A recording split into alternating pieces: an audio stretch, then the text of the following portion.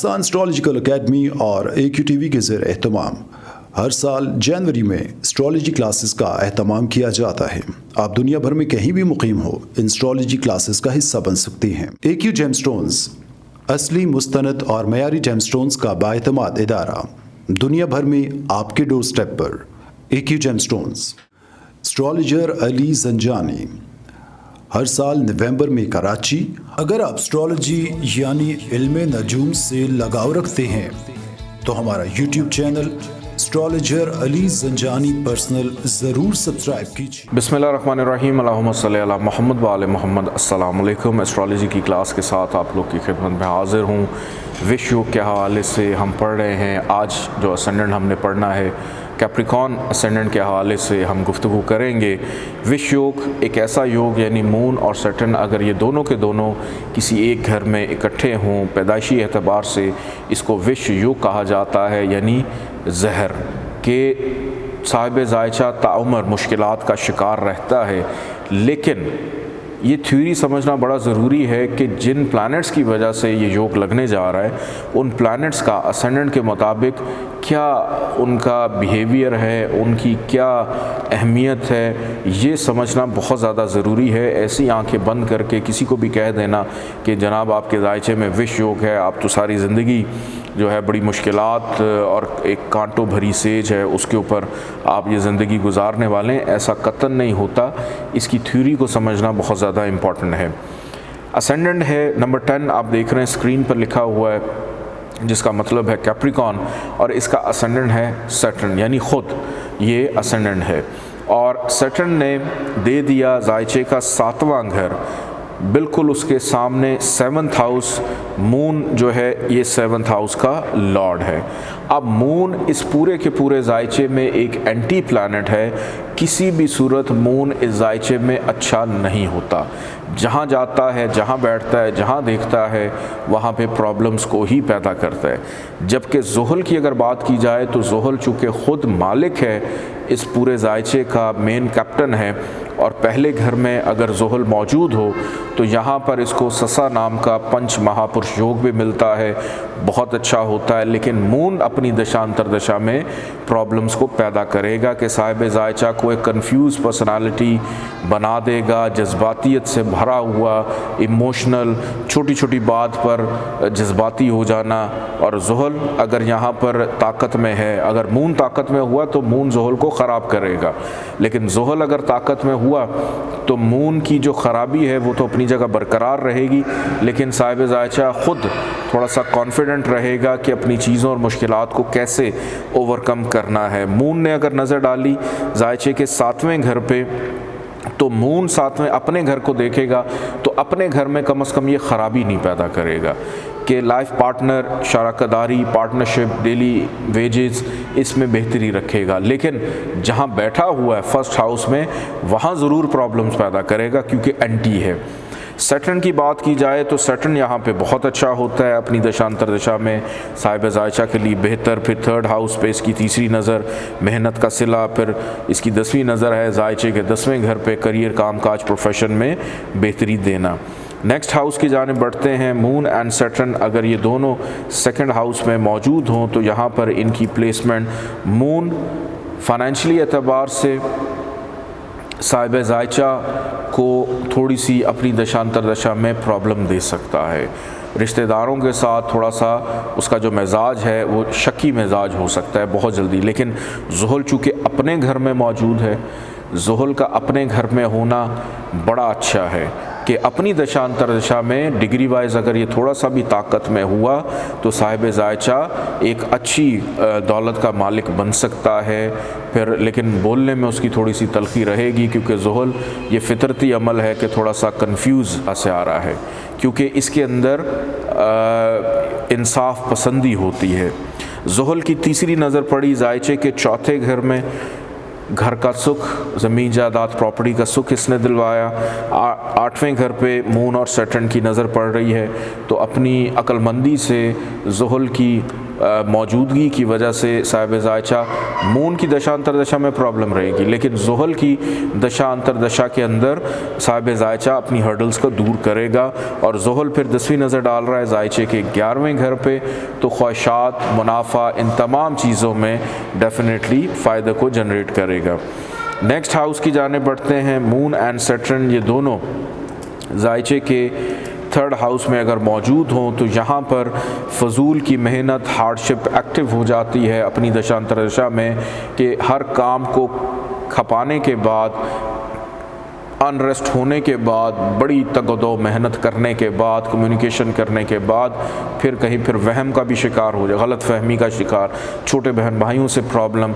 Moon यहाँ से नज़र डाल रहा है और ज़ुहल नज़र डाल रहा है ज़ायचे के 7वें घर पे, वालिद से प्रॉब्लम, मजहबी रुझानात से दूरी, आला तालीम में प्रॉब्लम्स का आना। फिर ज़ुहल की नज़र पड़ी तीसरी ज़ायचे के 5वें घर पे, औलाद की वजह से ज़िम्मेदारियों का बढ़ जाना, बेटी का योग भी बनना। फिर उसके बाद मोहब्बत के मामलात के अंदर बड़ी मेहनत करना, महबूब का रूठना मनाना, गलत फहमियाँ लगी रहेंगी। ज़ुहल की 10वीं नज़र पड़ रही है ज़ायचे के 12वें घर पे, कि अपने अखराजात को कैसे कम किया जाए, हासदीन से कैसे कम दूर रहा जाए, कैसे भागा जाए उनसे। तो बस मेहनत अटैच हो गई उन तमाम चीज़ों से जिस घरों से वो आया है, जिधर बैठा है और जिधर जिधर देख रहा है। मून एंड सैटर्न ये दोनों के दोनों अगर आकर बैठ जाते हैं ज़ायचे के 4थे घर में, अब यहाँ पर मून एंटी था ही, मून यहाँ पे प्रॉब्लम्स देगा अपनी दशांतर दशा में, घर के सुख को डिस्टर्ब करेगा। जबकि ज़ुहल यहाँ पर उससे भी ज़्यादा ख़राब हो गया, जो कि ख़ुद साहिब ज़ायचा का असेंडेंट का लॉर्ड है। क्यों? क्योंकि ज़ुहल यहाँ पर नीच का यानी हबूत का हो जाता है, सबसे ज़्यादा वर्स्ट पोजीशन में चला जाता है कि इंसान अपने घर से दूर, घर में दिल ही नहीं लगता उसका। ज़ुहल और मून की नज़र पड़ रही है ज़ायचे के 7वें घर पे, तो अपनी दशांतर दशा में करियर रिलेटेड मामलात में प्रॉब्लम्स देना। फिर ज़ुहल ने तीसरी नज़र डाली सेहत के मामलात में ख़राबी, 10वीं नज़र साहिब ज़ायचा के अपने आप को ख़ुद देख रहा है लेकिन बुरी जगह से देख रहा है, तो साहिब ज़ायचा भी एक डिप्रेशन का मरीज़ हो सकता है। नेक्स्ट हाउस की जाने बढ़ते हैं। मून एंड सैटर्न ये दोनों के दोनों अगर आकर बैठ जाएं 5th हाउस में, तो यहाँ पर मून को शर्फ मिलता है, लेकिन शर्फ मिल रहा है एक एंटी प्लैनेट को, कि मोहब्बत की शादी हो जाएगी, बड़ी आसानी से हो जाएगी, लेकिन मोहब्बत कहीं बार बार ना हो, एक एंटी प्लैनेट है। मोहब्बत के अंदर बेचैनी या घबराहट ना हो, ये ना हो कि महबूब के आगे हाथ जोड़ के उसको मनाते मनाते शर्फ लग गया महबूब को, तो महबूब हावी हो गया, साहिब ज़ायचा थोड़ा सा लो हो गया। अब ज़ुहल यहाँ पर उसके साथ मौजूद है। अब ज़ुहल का यहाँ पर आना ये एक बेहतर सिंबल है कि मून जो ख़राबियाँ शर्फ में होने की वजह से जनरेट कर रहा है, तो ज़ुहल यहाँ पे उसको ओवरकम करेगा अगर डिग्री वाइज ये ताकत में है। नहीं तो मून अगर ताकत में है तो वो फिर ज़्यादा हावी रहेगा ज़ुहल के ऊपर। और बेटी का योग भी बनाया, यहाँ से ज़ुहल ने भी नज़र डाली ज़ायचे के 7वें घर पे, तो मोहब्बत की शादी के योग को मज़ीद कन्फर्म के डबल के 7वें घर का मालिक 5वें में है और 5वें घर में असेंडेंट का लॉर्ड बैठा 7वें घर में, के खुद साहिब ज़ायचा वहाँ से बैठ के नज़र डाल रहा है। तो 2, 3, 4 एंगल से ये कंफर्म हो जाता है कि कैप्रिकॉर्न असेंडेंट वाले इस सूरत में करते ही मोहब्बत की शादी हैं। फिर यहाँ से मून एंड सैटर्न की नज़र पड़ी ज़ायचे के 11वें घर पे, तो अपनी दशांतर दशा में मून दोस्तों से इख्तलाफात पैदा कर सकता है, छोटी मोटी बीमारी दे सकता है, बट ज़ुहल की दशांतर दशा साहिब ज़ायचा के लिए बेनिफिशियल साबित हो सकती है। और ज़ुहल यहाँ से 10वीं नज़र अपनी घर पे डाल रहा है कि औलाद होने के बाद धन दौलत पैसे में भी इजाफ़ा हो सकता है।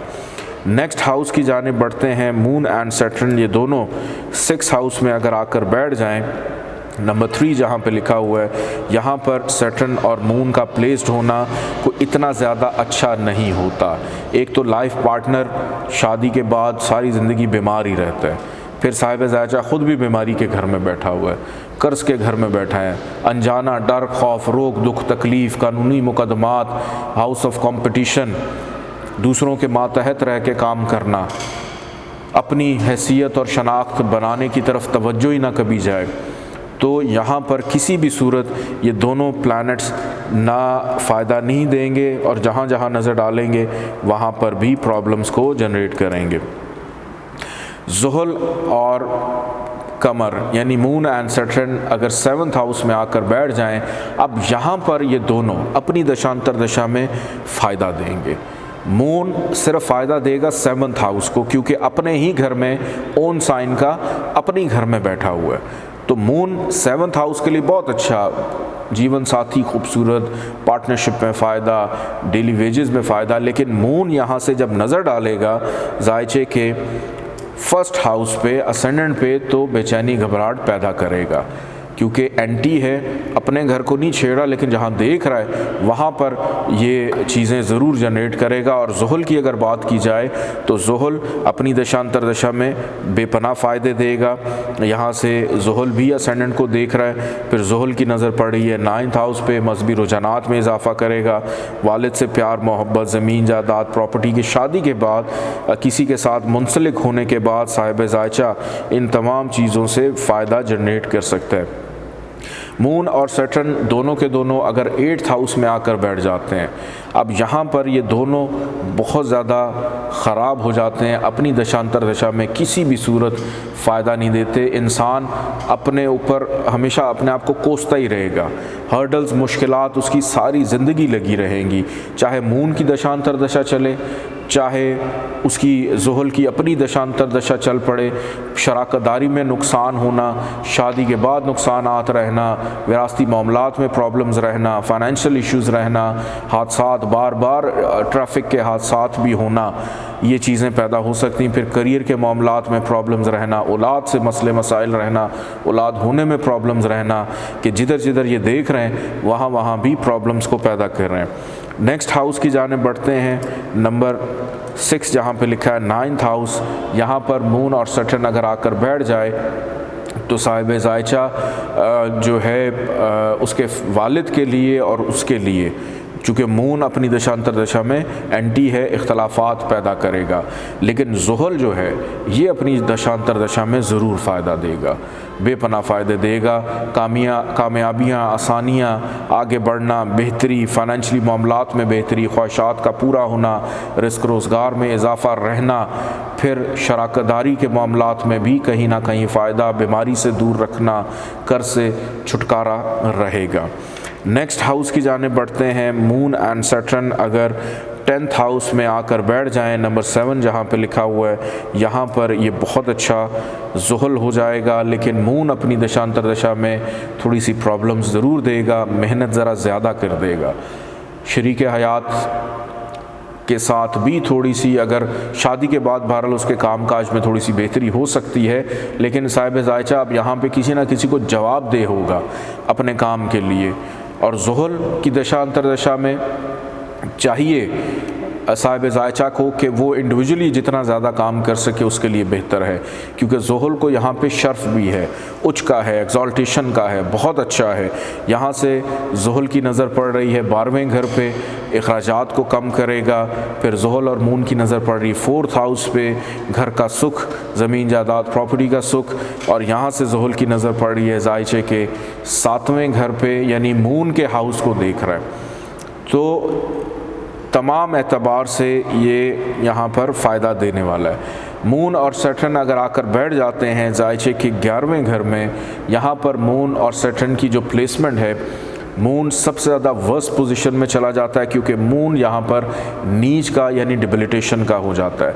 और अपनी दशांतर दशा में साहिब ज़ायचा की ना तो ख्वाहिशात पूरी होती हैं, ना मून की दशांतर दशा में उसको मुनाफा होता है, बल्कि उल्टा मायूसी कि वही जो हमराज होते हैं, वो जो एडवाइज़र्स होते हैं, उन्हीं की जानिब से फिर हड्डियों की प्रॉब्लम्स हो जाती हैं। जिस्म के अंदर पानी हड्डियों में पैदा होना शुरू हो जाता है। ज़ुहल की अगर बात की जाए तो ज़ुहल अपनी दशांतर दशा में बड़ा फ़ायदा देगा, क्योंकि असेंडेंट और 2nd हाउस का भी लॉर्ड है। तो ज़ुहल की दशा अंतर दशा में साहिब ज़ायचा इतनी दौलत बना सकता है कि उसको ये पता ही ना चले कि मेरे पास आखिर कितना पैसा है, मैं उसको कहाँ से गिनती उसकी शुरू करूँ और कहाँ पे उसको ख़त्म करूँ।